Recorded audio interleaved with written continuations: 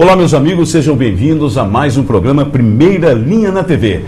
Recebendo hoje a presença ilustre do Dr. Roger, esse nosso amigo que é clínico, esse nosso amigo que atua em toda a região, mas vamos deixar por conta dele para cumprimentar os nossos telespectadores e dizer a sua formação. Dr. Roger realmente é referência em toda a região e nós temos esse orgulho, esse prazer de recebê-lo pela primeira vez, apesar de vários convites e agenda sempre cheia, né, doutor? Muito obrigado, Maran. É uma satisfação estar aqui na Primeira Linha. E realmente, a agenda de um médico hoje realmente é uma agenda bastante repleta de compromissos. Não tem mesmo essa ilusão de que o médico leve uma vida confortável ou regular no seu consultório. A gente hoje é funcionário de vários estabelecimentos, muitos públicos, conciliando isso à nossa vida particular, né? Então realmente a gente tem uma vida bastante corrida hoje em dia. Mas encontrou um tempinho.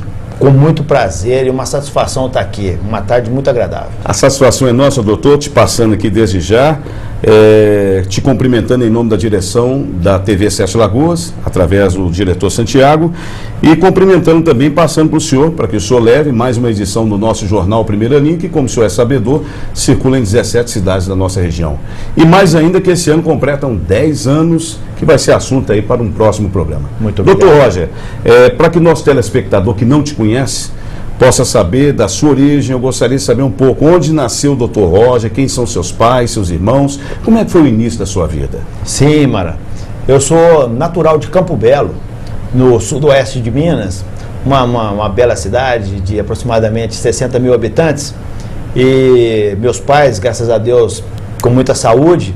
Eu sou filho de Olavo Alvarenga, marceneiro, bom carpinteiro, um artista da madeira. Jesus foi carpinteiro. Então é uma profissão extraordinária, né? Uma honra ter um da mesma profissão. E de Marlene Rodrigues Alvarenga, minha mãe trabalhou no Estado, minha mãe trabalhou 50 anos no Estado, até os 70 anos de idade, minha mãe é da funcionária pública. E hoje em dia, ambos ativos, né? Tenho uma irmã, né, casada, que tem sobrinhos, umas sobrinhas gêmeas em Belo Horizonte estudando, meu sobrinho trabalhando na Bahia, ambos, essa é a nossa família, núcleo familiar. Então são dois, né? É um casal. Eu tenho duas sobrinhas gêmeas. Não, eu digo assim, o senhor só tem uma irmã. Uma irmã. Então são um casal. Só um casal da minha casa. E fiquei em Campo Belo até a conclusão do que era o terceiro científico. Correto. Né, estudei praticamente a primeira etapa da minha vida em escola pública, em grupo escolar. Uhum. E posteriormente o científico. Tem um bom colégio na minha cidade, o Colégio Dom Cabral. Dom Cabral, pelo menos o nome, né? A gente sabe que é famoso. Esse colégio faz parte desses colégios dessa Irmandade Cristã. Ah, bom, então faz parte mesmo, talvez, da rede Dom Cabral de BH, né? Sim, Santo Agostinho, Santo Antônio, exato, né? Exato. Então tem esses padres cristãos que vieram para o Brasil há longo tempo e que estabeleceram por aqui e se dedicaram muito à educação. A qualidade, né, doutor? A qualidade. E saí de Campo Belo com 17 anos de idade para Belo Horizonte, onde que ingressei na Universidade Federal de Minas Gerais aos 18 anos de idade. Já com essa intenção de ser médico? Sim, fui para Belo Horizonte com a intenção de ser médico, mas com muita dificuldade. A formação nossa do interior, ela não está à altura ainda. Dificulta, né? Dificulta, porque realmente hoje uma escola a nível federal, a gente reconhece sim a dificuldade que os jovens têm hoje em dia de se ingressar, daí até talvez uma multiplicações de escolas particulares, mas com muito afinco, com o apoio de minha família, de todas as minhas famílias, de minhas tias, que muito me ajudaram. Do velho Olavo? Do velho Olavo e Marlene, trabalhando até hoje para me ajudar. E então fiz o curso de medicina na Universidade Federal, me formei em 94 e ingressei imediatamente na residência de clínica médica, no Hospital Universitário São José, onde que fiz uma boa residência. O hospital que o senhor fala é aquele de Belo Horizonte? O Hospital de Belo Horizonte. Correto. Uma residência médica de 2 anos, onde que a gente se especializava, né, aprimorava os conhecimentos na área de clínica médica, com um saudoso professor, José Antônio Haddad, um mestre lá da Santa Casa. E posteriormente fui me dedicar à medicina do esporte, na fisiologia, dentro da própria UFMG, 1 ano de especialização em medicina do esporte, e posteriormente na PUC de Porto Alegre, onde que concluí essa formação básica em geriatria e gerontologia. Posteriormente me dediquei à geriatria. O que te atraía mais na geriatria, no caso? Olha, o que me atraiu, na verdade, seria a complexidade dos pacientes. Eu sempre fui atraído justamente pelo desafio, pela diversidade.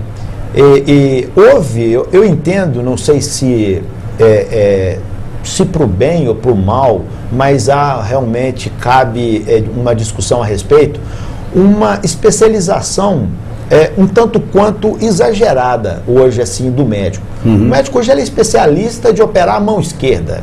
E o outro só sabe isso. Certo. Então me considero e tenho uma sensação de uma medicina antiga, de uma medicina onde que o médico tinha um conhecimento mais holístico geral, da pessoa, né? Um médico onde que ele entendia de saúde mental, claro. onde que de fato você vai cuidar de um idoso, você tem que ter uma boa fundamentação em cardiologia, uma psicologia, você tem que ter um conhecimento básico, as alterações osteoarticulares, extremamente comuns no idoso, né? Então, dentro da geriatria, me dediquei também a fazer outras subespecializações, como cardiologia geriátrica, no Hospital Madre Teresa, dentro da própria Universidade Federal.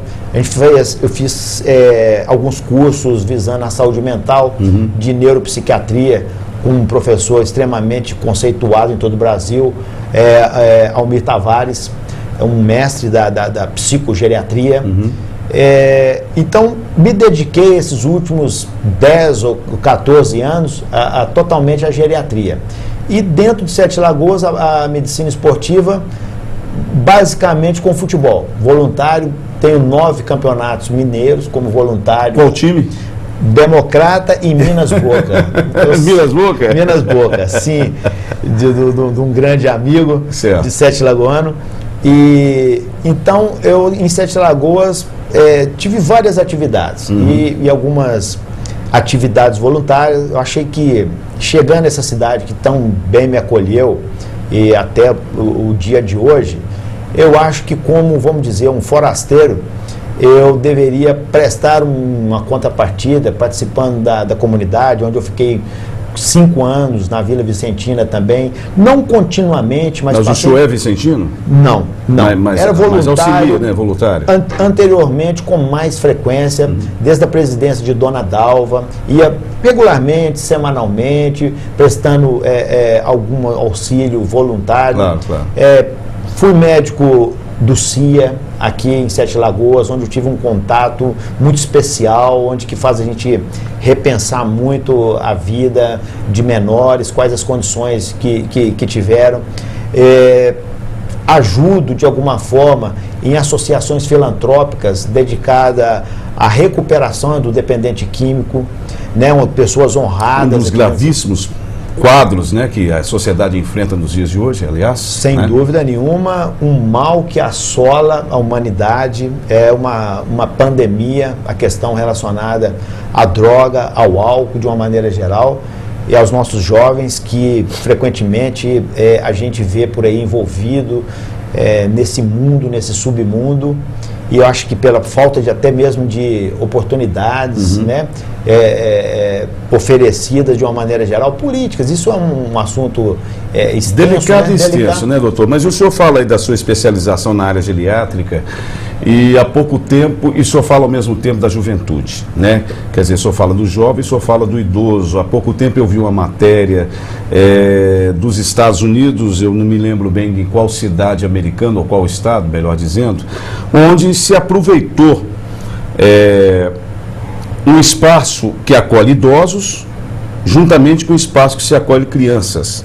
E existe uma interferência entre os dois grupos de uma forma harmoniosa, ou seja, a metodologia utilizada para fazer com que o idoso pudesse viver com aquela criança que praticamente não tem pais, são filhos órfãos ou são filhos abandonados, isso aí trouxe uma realidade diferenciada tanto na vida do idoso quanto na vida daqueles jovens. São coisas que foram implantadas lá, que viraram notícia aqui, que eu não sou sabedor de local nenhum que se faça o mesmo. Para o senhor em específico, que é hoje um especialista na área geriátrica e que lida com juventude, por que não dizer com crianças também, né? O senhor não acha que seria interessante se fosse adotado essa filosofia no Brasil? Como é que o senhor vê essa parte? Eu concordo plenamente e acho que existe uma exclusão nítida dos extremos. Não existe, assim, uma política social voltada nem para a criança, nem para o idoso, muito menos para o idoso. Ou seja, nem para a base, nem para aquele que foi base. Exatamente, né? Porque hoje a gente esquece que tudo, vamos dizer, que está construído, nossa infraestrutura, nossas pontes, nossas ruas, nossas lagoas, isso tudo teve um passado. E essas pessoas que construíram esse presente não são mais respeitadas ou reconhecidas. Então, existe uma perda de valores? Uma perda de valores e uma política, vamos dizer, social, econômica, voltada ao que se diz ao mundo produtivo, vamos dizer, a fase produtiva. E o que seria essa fase produtiva? Apenas produção econômica? Apenas produzir assim, bens de consumo? E a produção intelectual? E a sabedoria? E a questão da produção de artes e tantas outras que a gente poderia citar, isso não seria também produção? Claro. Então, nesse mundo capitalista, hoje em dia, se, vamos dizer, foca essa faixa produtiva, vamos dizer, dos seus 15 ou 17 até os seus 50 ou 60 anos de idade. Fora isso, a gente vê já não tem serventia, verdadeiros, vamos dizer, desbravadores aí, buscando fazer alguma coisa, como instituições, buscando grupos chamados de terceira idade, grupos de boa vida, de bem viver. Então são pessoas, na maioria das vezes, voluntárias, pessoas de muito boa índole, de que muita prestam serviço até melhor do que muitos jovens, sem dúvida nenhuma, né? Que a gente não tem hoje em dia realmente assim voltada a esse público, assim uma política social. Se a gente não vê, vamos dizer, é tudo fechado, focado nessa produção, nessa dita fase produtiva. Mas, doutor, o senhor como especialista, logicamente, analisa inclusive o que se acontece em outros países. Eu citei para os senhor os Estados Unidos, por exemplo, nessa questão. Acredito que o senhor já deu a resposta, não viu caso parecido que seja implantado no Brasil devido à política, mas nós assistimos exemplo como do Japão, por exemplo, onde o idoso é respeitado de uma maneira extrema. E nós vemos hoje, muitas vezes, um idoso em sua casa sendo rejeitada pelos filhos e que dão exemplo aos próprios netos. O que é isso aí? O que o senhor poderia dizer sobre o Japão e sobre o Brasil? Apesar que a gente sabe que a distância é muito grande. Sim, apesar da distância geográfica... Não é só geográfica, né? Em todo sentido. A distância social, né? Realmente é abissal. O que acontece é o seguinte, o Brasil é um país jovem de cabelos brancos.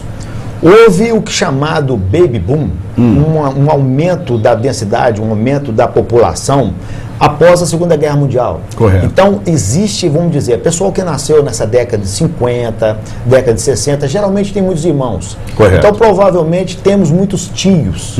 Então, nossos pais tinham muitos irmãos. Então, esse pessoal que nasceu nessa década de 50, de 40, de 60, esse pessoal está chegando agora, a 2016, Correto. com seus 50, 60, Exato. 70, e com todas as condições, vamos dizer, do avanço da ciência e da tecnologia aliada, em muito boas condições. Acabei de citar, meu pai com 80 anos, minha mãe com 78 anos de idade. Estão ativos. Extremamente bem, né? Correto. E ativos. Por isso é fundamental para se manter uma saúde. Porque não basta, vamos dizer, a gente imaginar o seguinte, o que é ter saúde? Apenas ter saúde e a ausência de doença? Não. A gente não reconhece isso, ter saúde, ausência de doença. Para a gente ter saúde, A gente tem que imaginar, vamos dizer, 4 fatores básicos. É claro que a saúde física é importante, você manter sua pressão arterial controlada, você ter seus níveis de glicose, de colesterol, o seu físico controlado. Claro. Mas também você tem que ter uma saúde mental. Claro. De repente, sua física, seu físico está correto, mas a pessoa está deprimida, está sob uma ansiedade muito grande, geralmente provocada por um estresse. Qual que é a sua saúde social?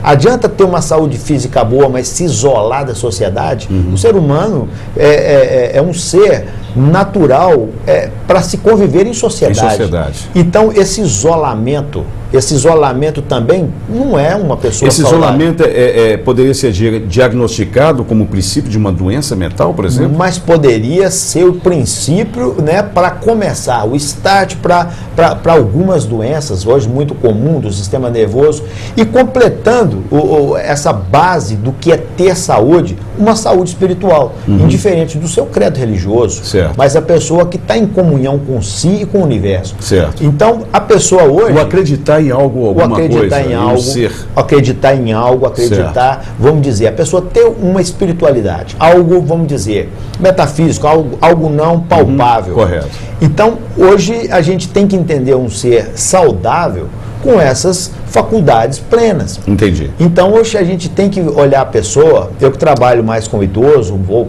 praticamente voltado ao idoso, tenho trabalho também no interior, então onde que há uma diversidade de idades, claro. Mas no consultório particular o público geralmente é um público mais idoso, a gente percebe nitidamente isso, essa falta de harmonia entre essas faculdades. Às vezes a pessoa tem uma saúde física legal, mas uma pessoa que está deprimido por um isolamento, comprometido, né? Comprometido a sua saúde por um isolamento social.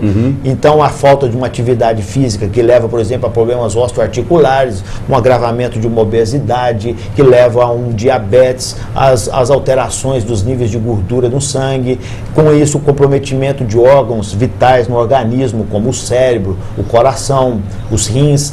Então há uma sequência, vamos dizer, uma consequência levando fatores levando a outros. Então a gente tenta quebrar esse ciclo vicioso e fazendo com que haja, vamos dizer, uma harmonia nessa pessoa. Isso é sim, hoje em dia, uma visão moderna de saúde. E a gente não pode mais presumir hoje do que seria, por exemplo, uma pessoa de 80 anos. Olha, eu vou te apresentar uma pessoa de 80 anos. Você pode esperar qualquer tipo de cidadão. Você pode esperar um cidadão ativo ou pode esperar completamente destruído. Porque hoje em dia é muito distinto a idade biológica da idade cronológica. Existe? Cada vez mais a gente entende a idade da pessoa pela sua carteira de identidade. Então, hoje a gente vê jovens de 80 e velhos de 20 ou de 30. Porque hoje em dia... É possível, doutor? Sem dúvida nenhuma. Porque a juventude, de uma maneira geral, é um cidadão ter saúde e meta. Quando uma pessoa tem meta, ela busca, ela começa a falar, eu vou buscar uma nova meta. Essa nova meta pode ser abrir uma loja, pode ser reaprender a tocar um instrumento, pode ser voltar a fazer uma pintura, pode ser praticar esporte. Claro. Ou seja, diversas atividades econômicas ou não, né, financeiras ou não, mas a meta é fundamental para que uma pessoa tenha objetivo. Essa perda de objetividade, esse desnorteamento na vida, às vezes faz com que uma pessoa de 30 anos seja biologicamente um velho.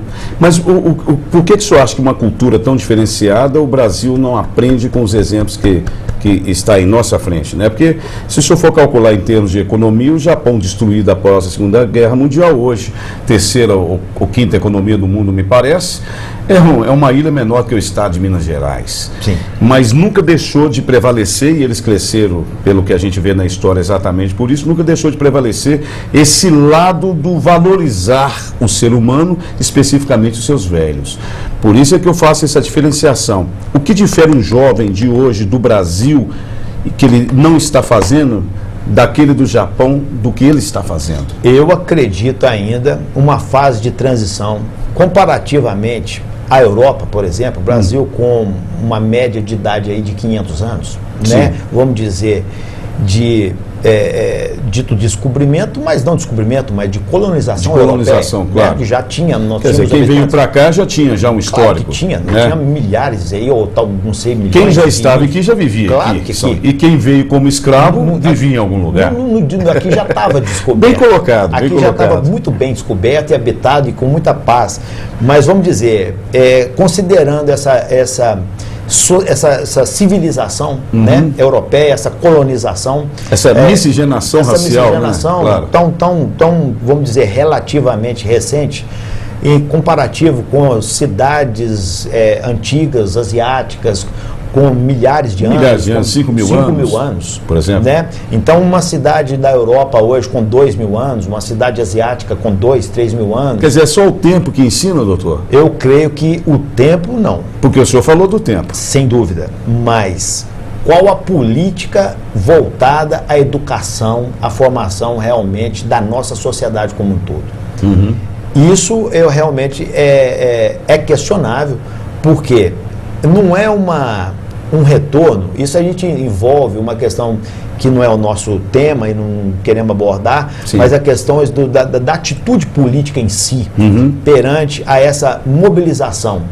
Então, vários países, vamos citar, por exemplo, a Coreia do Sul, certo, né, como que se dedicou à formação, à educação e como hoje é uma potência mundial, econômica e também cultural. Ao lado de uma outra Coreia não desprezível também. Não desprezível, né? Da mesma idade. Apesar da política ser diferenciada. Política diferenciada e com modelos diferentes, não vamos aqui defender nenhum tipo de modelo, mas defender o investimento na educação, na construção do caráter. Na base. Na base, na educação, claro, na construção do caráter. Então, hoje a gente vê uma massificação dos jovens realmente não incentivado pela cultura, não incentivado, não tendo oportunidade, na verdade, às vezes tendo que deixar sua formação estudantil, sua formação profissional para se dedicar ao trabalho devido às dificuldades financeiras, uma crise que todos nós atravessamos, claro, de alguma forma. Claro. Então, eu penso que o Brasil está numa transição, sim. Eu acho que eu reconheço que há uma maior clarividência dos fatos, há uma, vamos dizer, através de vocês, da mídia, do esclarecimento realmente por vários meios de comunicação, a televisão, a próprias redes sociais hoje em dia, eu creio que interfere e a gente vai colher frutos disso. Porém, não vejo alternativa para um crescimento social de uma nação sem investimento na base de educação. Daí sim, um jovem, um adolescente, um jovem bem formado, esse sim vai ser um idoso também instruído, bem formado, saudável e respeitador do idoso atual e dos futuros. Do futuro. Mas na segunda parte do nosso programa, que nós retornamos daqui a pouco, na segunda parte do nosso programa, doutor, nós queremos abordar exatamente essa questão da educação que se é dada aos jovens de hoje nas escolas e vamos falar também de um tema muito interessante, porque veja bem, hoje em dia as pessoas sempre estão dizendo, poxa, eu acabei de ler esse texto, esqueci. As pessoas estão tendo a síndrome do esquecimento. Então, para vocês que estão aí nos ouvindo e acessando aí a TV Sete Lagoas, aguarde, após os nossos comerciais nós estaremos de volta. E para você que acessou aí através, diretamente, talvez aí do YouTube, acesse a segunda parte do nosso programa no Primeira Linha na TV, hoje a entrevista com o Dr. Roger. A gente volta já já.